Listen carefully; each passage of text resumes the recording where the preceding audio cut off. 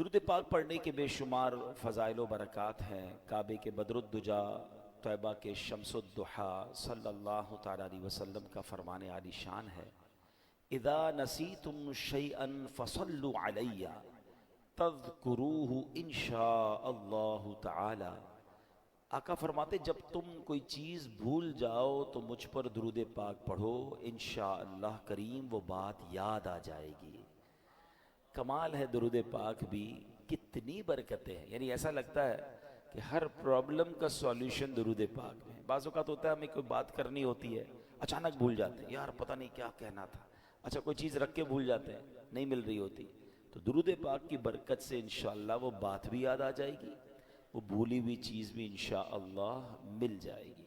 اور سبحان اللہ، درود پاک کی وہ فضیلت جو میں کوشش کرتا ہوں ہر جمعے ہر بار ہی بیان کروں جب جب مجھے موقع ملے، کہ نبی پاک علیہ الصلوۃ والسلام فرماتے ہیں، جس کا مضمون ہے کہ جو کوئی شخص مجھ پر 200 بار درود پاک پڑھے جمعہ کے دن، اللہ کریم اس کے 200 برس کے گناہ معاف فرما دیتا ہے۔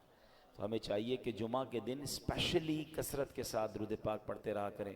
آئیے محبت کے ساتھ بآواز بلند درود پاک پڑھ لیں۔ صلو علی الحبیب صلی اللہ تعالی علی محمد صلی اللہ علیہ وسلم۔ ہمارے جمعہ کے بیان میں ہم کوشش کرتے ہیں قرآن پاک کی کچھ آیتوں کی تلاوت ہو اور قرآن پاک ہی سے متعلق کچھ میسیجز ہم سمجھیں اور سیکھیں۔ آج قرآن پاک کی آیت کون سی ہے؟ آج انشاءاللہ ہم قرآن پاک کی تلاوت بھی کریں گے اور انشاءاللہ عز و جل اس کا ترجمہ اور تفسیر بھی سمجھیں گے۔ پارہ نمبر 11 ہے، سورہ یونس کی آیت نمبر ہے 44۔ اللہ قرآن میں ارشاد فرماتا ہے، بسم اللہ الرحمن الرحیم، ان اللہ لا یظلم الناس شیئا ولکن الناس انفسهم یظلمون۔ ترجمہ، آسان ترجمہ قرآن کنز العرفان، بے شک اللہ لوگوں پر کوئی ظلم نہیں کرتا، ہاں لوگ ہی اپنی جانوں پر ظلم کرتے ہیں۔ اب یہ بڑی کمال کی آیت ہے، انشاءاللہ اس کی تفسیر سنیں گے۔ آج الحمدللہ شعبان المعظم ہمارے درمیان، رات جو ہم نے گزاری وہ شب برات، جہنم سے چھٹکارے کی رات۔ اللہ کریم سے دعا ہے کہ مولا ہم سب کا نام بھی بخشے ہوں میں تحریر فرما دے۔ اب گویا نامہ اعمال کا آج پہلا دن ہے، اس سال کا فرسٹ ڈے ہے، اور نور علی نور یہ ہے کہ آج جمعے کا دن بھی ہے۔ آج بڑے اچھے ارادے کرنے، بڑے اچھی یوں سمجھی اپنے اندر تبدیلی لانے کا دن بھی ہے کہ پہلا دن جمعے کا، اور اللہ نے ہمیں روزے کی بھی سعادت ہم میں سے بہت ساروں کو بخشی، ہم اللہ کے گھر میں بھی بیٹھے ہیں۔ تو اللہ کرے کہ آج کے بعد جو زندگی ہے ہم گناہوں سے بچ کر اور اللہ کریم کے فرما بردار بندے بن کر گزاریں۔ اب ذرا آیت کے بارے میں سنتے ہیں، ون آف دا امیزنگ آیت، یہ جھنجھوڑنے والی آیت ہے۔ کیا فرمایا؟ ان اللہ لا یظلم الناس شیئا، بے شک اللہ لوگوں پر کوئی ظلم نہیں کرتا۔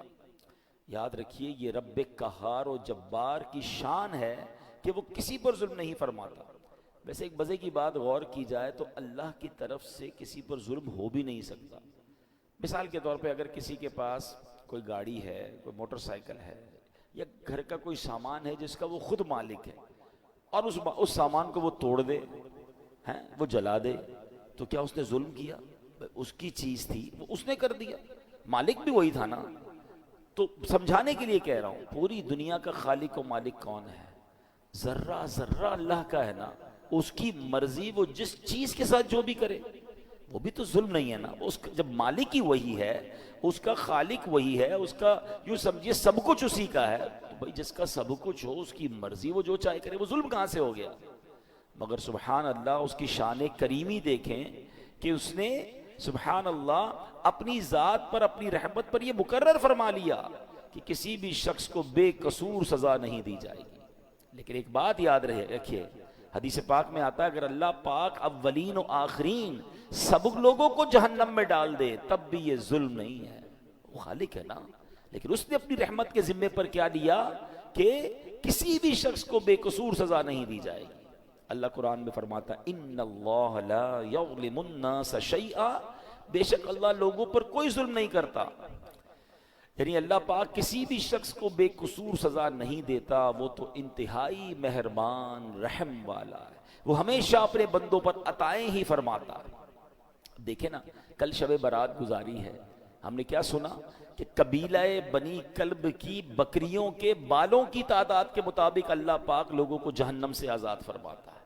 رمضان آتا ہے، روزانہ افطار کے وقت 10 لاکھ گناہ گاروں کو جہنم سے آزاد فرماتا ہے۔ شب قدر آتی ہے، ایک رات 1000 مہینوں سے بہتر رات ہے۔ چاند رات عید کی آتی ہے جسے لیلۃ الجائزہ کہتے ہیں۔ فرمایا پورے رمضان میں جتنے بخشیں اللہ اس امام کی تعداد کے مطابق ایک رات میں بخشش فرما دیتا ہے۔